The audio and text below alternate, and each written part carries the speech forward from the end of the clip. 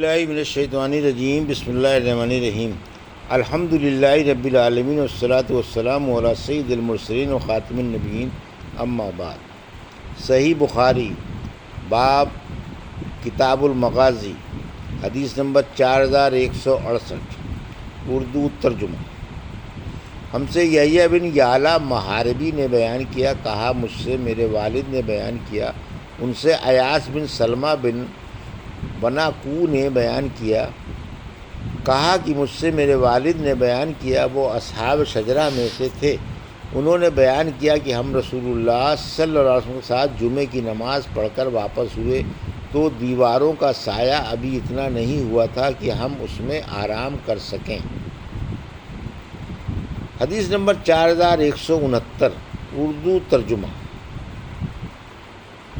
ہم سے قنیبہ بن سعید نے بیان کیا، کہا کہ ہم سے حاتم بن اسماعیل نے بیان کیا، ان سے یزید بن ابی عبید نے بیان کیا کہ میں نے سلمہ بن اکوع رضی اللہ عنہ سے پوچھا کہ صلح حدیبیہ کے موقع پر آپ لوگوں نے رسول اللہ صلی اللہ علیہ وسلم سے کس چیز پر بیعت کی تھی؟ انہوں نے بتلایا کہ موت پر۔ حدیث نمبر 4180 اردو ترجمہ۔ مجھ سے احمد بن اشقاب نے بیان کیا، کہا ہم سے محمد بن فضیل نے بیان کیا، ان سے علاء بن مسیب نے، ان سے ان کے والد نے بیان کیا کہ براء بن عازب کی خدمت میں حاضر ہوا اور عرض کیا مبارک ہو آپ کو نبی کریم صلی اللہ علیہ وسلم کی خدمت نصیب ہوئی، اور حضور صلی اللہ علیہ وسلم سے آپ نے شجرہ درخت کے نیچے بیعت کی۔ انہوں نے کہا بیٹے تمہیں معلوم نہیں کہ ہم نے حضور صلی اللہ علیہ وسلم کے بعد کیا کیا کام کیے ہیں؟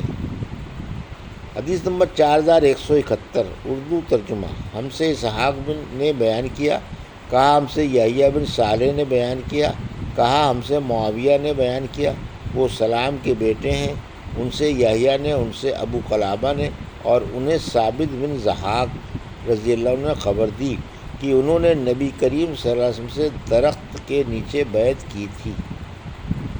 حدیث نمبر 4182 اردو ترجمہ۔ مجھ سے احمد بن اسحاق نے بیان کیا، کہا ہم سے عثمان بن عمر نے بیان کیا، کہا ہم کو شعبہ نے خبر دی، انہیں قتادہ نے اور انہیں انس بن مالک رضی اللہ عنہ نے کی آیت بے شک ہم نے تمہیں کھلی ہوئی فتح دی۔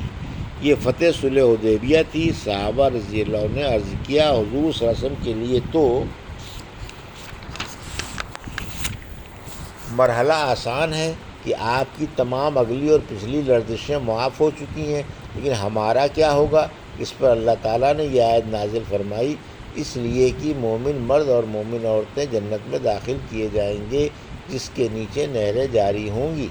شعبہ نے بیان کیا کہ پھر میں کوفے آیا اور قتادہ سے پورا واقعہ بیان کیا، پھر میں دوبارہ قتادہ کی خدمت میں حاضر ہوا اور ان کے سامنے اس کا ذکر کیا تو انہوں نے کہا کہ بے شک ہم نے تمہیں کھلی فتح دی ہے کی تفسیر تو انس رضی اللہ عنہ سے روایت ہے، لیکن اس کے بعد ہنیم مریشن یعنی حضور صلی اللہ علیہ وسلم کے لیے تو ہر مرحلہ آسان ہے، یہ تفسیر اکرمہ سے منقول ہے۔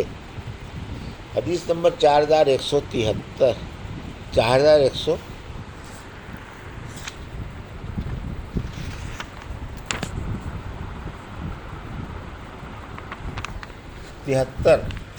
اردو ترجمہ۔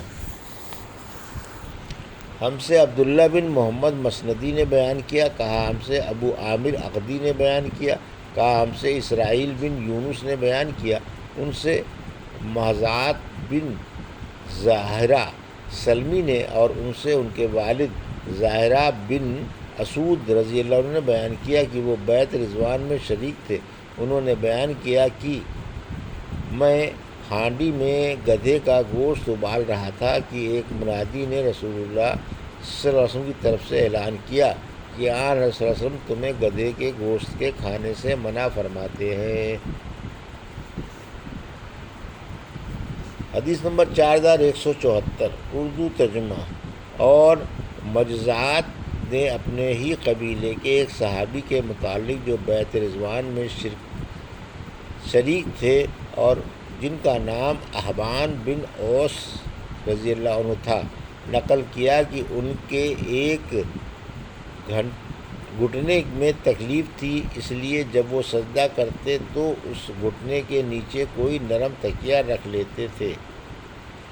حدیث نمبر 4175 اردو ترجمہ۔ ہم سے محمد بن بشار نے بیان کیا، کہا ہم سے ابن عدی نے، ان سے شعبہ نے، ان سے یحییٰ بن سعید نے، ان سے بشیر بن یسار نے، اور ان سے سوید بن نعمان رضی اللہ عنہ نے بیان کیا کہ وہ بیت رضوان میں شریک تھے کہ گویا اب بھی وہ منظر میری آنکھوں کے سامنے ہے جب رسول اللہ صلی اللہ علیہ وسلم اور آپ کے صحابہ کے سامنے ستو لایا گیا جسے ان حضرات نے پیا۔ اس روایت کی مطابقت معاذ نے شعبے سے کی ہے۔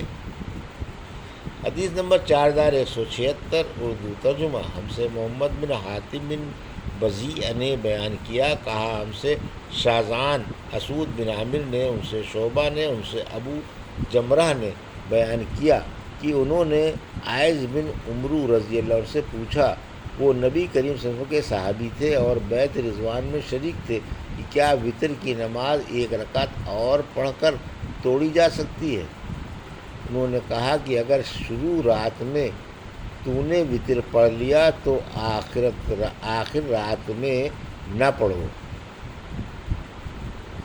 حدیث نمبر 4177 اردو ترجمہ۔ مجھ سے عبداللہ بن یوسف نے بیان کیا، کہا ہم کو امام مالک نے خبر دی، انہیں زید بن اسلم نے اور انہیں ان کے والد اسلم نے، کہ رسول اللہ صلی اللہ علیہ وسلم کسی سفر یعنی سفر حدیبیہ میں تھے، رات کا وقت تھا اور عمر بن خطاب رضی اللہ عنہ آپ کے ساتھ ساتھ تھے۔ حضرت عمر رضی اللہ عنہ نے آپ سے کچھ پوچھا، لیکن اس وقت آپ وحی میں مشغول تھے، حضرت عمر رضی اللہ عنہ کو خبر نہ تھی۔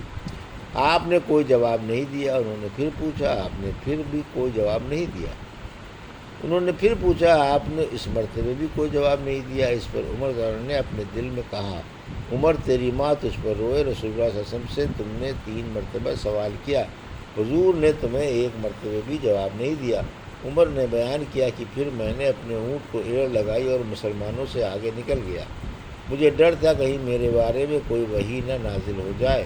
ابھی تھوڑی دیر ہوئی تھی کہ میں نے سنا ایک شخص مجھے آواز دے رہا ہے۔ انہوں نے بیان کیا کہ میں نے سوچا کہ میں تو پہلے ہی ڈر رہا تھا کہ میرے بارے میں کہیں کوئی وحی نازل نہ ہو جائے۔ پھر میں حضور صلی اللہ علیہ وسلم کی خدمت میں حاضر ہوا اور آپ کو سلام کیا۔ آپ نے فرمایا کہ رات مجھ پر ایک سورت نازل ہوئی ہے اور وہ مجھے اس تمام کائنات سے زیادہ عزیز ہے جس پر سورج طلوع ہوتا ہے۔ پھر آپ نے سورہ انا فتحنا لگا فتح مبینہ، بے شک ہم نے آپ کو کھلی ہوئی فتح دی ہے، کی تلاوت فرمائی۔ حدیث نمبر 4178 اور 4179 اردو ترجمہ۔ ہم سے عبداللہ بن محمد مسندی نے بیان کیا، کہا ہم سے سفیان بن عینیہ نے بیان کیا، کہا کہ جب زہری نے یہ حدیث بیان کی جو آگے مذکور ہوئی تو اس میں سے کچھ میں نے یاد رکھی اور معمر نے اس کو اچھی طرح یاد دلایا۔ ان سے عروہ بن زبیر نے، ان سے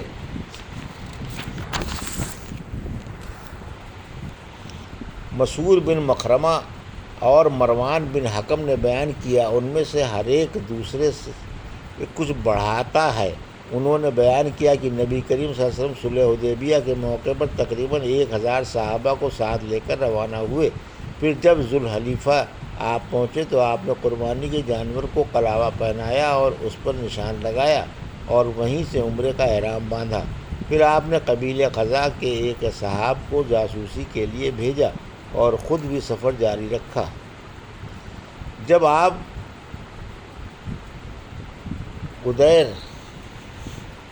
الاشتات پر پہنچے تو آپ کے جاسوس بھی خبریں لے کر آ گئے، جنہوں نے بتایا کہ قریش نے آپ کے مقابلے کے لیے بہت بڑا لشکر تیار کر رکھا ہے اور بہت سے قبائل کو بلایا ہے، وہ آپ سے جنگ کرنے پر تلے ہوئے ہیں اور آپ کو بیت اللہ سے روکیں گے۔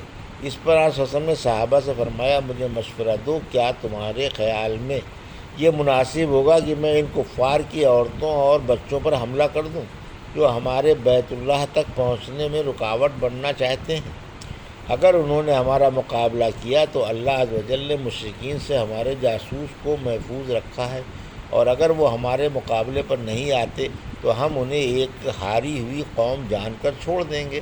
حضرت ابوبکر رضی اللہ عنہ نے کہا، یا رسول اللہ، آپ تو صرف بیت اللہ کے عمرے کے لیے نکلے ہیں، نہ آپ کا ارادہ کسی کو قتل کرنے کا ہے اور نہ کسی سے لڑائی کا، اس لیے آپ بیت اللہ تشریف لے چلے۔ اگر ہمیں پھر بھی کوئی بیت اللہ تک جانے سے روکے گا تو ہم اس سے جنگ کریں گے۔ آپ نے فرمایا کہ پھر اللہ کا نام لے کر سفر جاری رکھو۔ یہ تھی صحیح بخاری باب کتاب المغازی کی حدیث نمبر 4168 سے 4179 کا اردو ترجمہ جو ابھی آپ نے سماعت فرمایا۔ اللہ سے دعا ہے کہ اللہ ہمیں ان حدیثوں کی صحیح سمجھ عطا فرما اور ان پر عمل کرنے کی توفیق عطا فرما، آمین یا رب العالمین۔